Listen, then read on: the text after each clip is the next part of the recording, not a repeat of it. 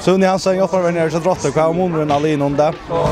Ja, den stora månaden är att Jöken allt år är SUV det största livet. Och vi tar för stor respekt för dem. Vi tror inte ordentligt att spela och slå bollarna för att vinna. Det är aldrig den största månaden alene. Vi såg ju 2-6 om det öliga jävn att till Lucas som ströja det kom fram till scenen kvar affär.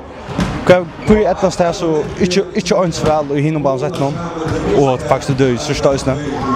Jag blev för några personliga fejler alltså jag tror att man är inte osäker där inte för några respekt för målstolen och så kört för några personliga fejler till alltid det som vi tappar på nu.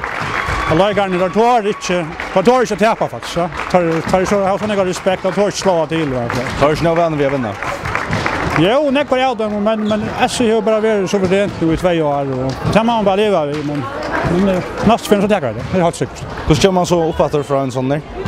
Ja, man vet hade inte några ambitioner i drott i år. Vi miste faktiskt 5 lägare och en kappen i början.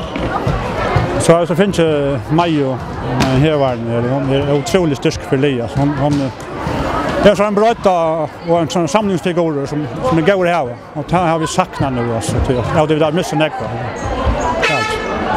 Och vad ska man så säga att Locko vid silverplatsen och ska man bara säga man kontrollerar? Nej, man kan bara säga att Locko man kommer finalerna och det är inte räkna vi i färgen att Drottberg kommer finalen här. Vi spalt i Klaxvik mot fler i en final här inne i Vonna. Och jag var så säker på att det var vinna och Norge Öje. Jag blev så sett ordentligt på plats här inne så vi hade kan säga att Locko. Vad hade vi vunnit aldrig då? Det kom här det. Det går att nästa skapangång till kom och ja, det tappar en 5-sättare. Ja, vi har aldrig vet annat när att han vill där. Där var alltså. Det är bara det avgörande touchpunkten här ska vi ta det. Och det är det som de manglar tror jag att inte hur en vinnare mentalitet, inte vinna. Det är vunnit och de sista 3 åren. Det är det som vi tappar på det.